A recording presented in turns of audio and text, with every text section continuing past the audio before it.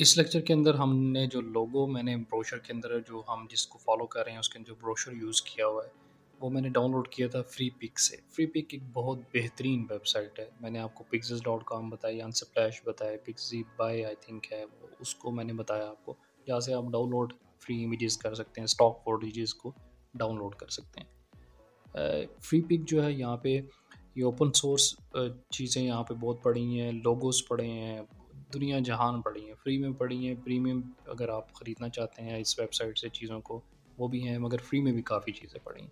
तो मैंने जो लोगो यूज़ कर रहा हूँ मैंने यहीं से डाउनलोड किया है।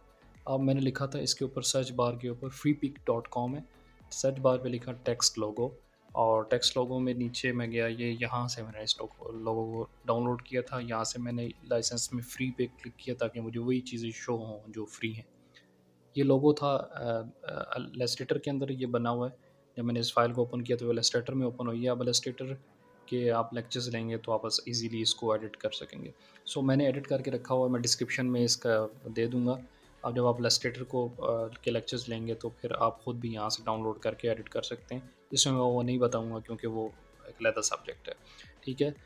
इस लोगो को मैंने डाउनलोड करने के बाद इसको मैंने एडिट किया हुआ और जो डिज़ायर्ड लोगो था वो मैंने डाउनलोड किया हुआ है। इसको हम फ़ोटोशॉप के अंदर डालते हैं, अपने अपलोड करते हैं। अपलोड किया और इसका साइज़ मैं थोड़ा छोटा कर लेता हूँ और इसको यहाँ पर हम सेटिंग कर लेते हैं जैसे हमारा रिक्वायरमेंट है ब्रोशर की। इसको थोड़ा-सा हम यहाँ पर सेटिंग कर लेते हैं। ये यहाँ पे आ जाएगा।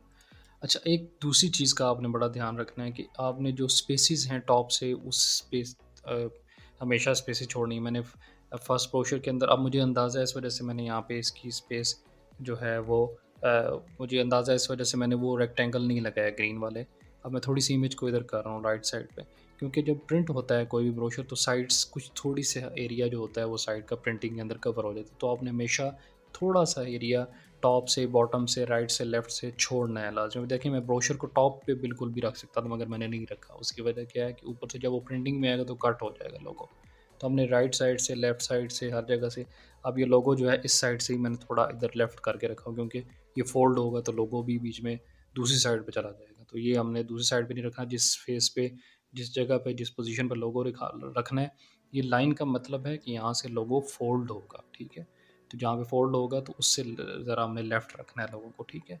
ऊपर से भी देखना है कि ऊपर से भी काफ़ी स्पेस हो ताकि जब प्रिंट हो तो लोगो कट ना हो जाए। ये लोगो हमने सेट कर दिया। इसका कलर जो है अगर हम ब्रोशर के अंदर देखें तो इसका कलर ये थोड़ा डार्क ब्राउन आई थिंक, इसको हम उसी में कन्वर्ट करने की कोशिश करते हैं। इस लोगो को सबसे पहले रेस्टराइज़ लेयर करूँगा। रेस्टराइज़ लेयर करने के बाद इसके ऊपर जो है मैं यहाँ से ह्यूज सैचुरेशन पे क्लिक अप्लाई करूँगा। एडजस्टमेंट्स में जाऊँगा। एडजस्टमेंट अगर आपकी शो नहीं हो रही तो विंडो में जाके, ये चीज़ें मैंने इसलिए नहीं बताई क्योंकि मैंने आपको पहले कहा है कि आपने कोर्स 1 लाज़मी एसेंशियल कोर्स फ़ोटोशॉप का लाज़मी करना है, सारी चीज़ें उसमें बताई हुई हैं। इसलिए मेरे ख़्याल में मैंने पहले लेक्चर्स के अंदर ये नहीं बताना भूल गया। एडजस्टमेंट को हमने यूज़ भी मेरे ख़्याल में नहीं किया। तो एडजस्टमेंट की ऑप्शन होती है विंडो में, इसको क्लिक करेंगे तो ये शो होना शुरू हो जाएगी। यहाँ पे ह्यू सैचुरेशन पे क्लिक करेंगे, जिस पे आपने ये अप्लाई करना है उसको सेलेक्ट करके रखना है लेयर को, और ह्यू सैचुरेशन पे क्लिक करेंगे तो आपके पास ऑप्शंस ओपन हो जाएंगी। इसमें से मैं इसको ज़रा लेफ़्ट पे लेके जाता हूँ तो आप देखें इसका कमाल नज़र आया आपको। वो कलर आ गया मेरे पास। थोड़ा सा इसको डार्क करना है तो इसको राइट साइड पे लेके जाऊँगा और इसको थोड़ा सा, और ये हो रहा है अप्लाई पूरी इमेज के ऊपर।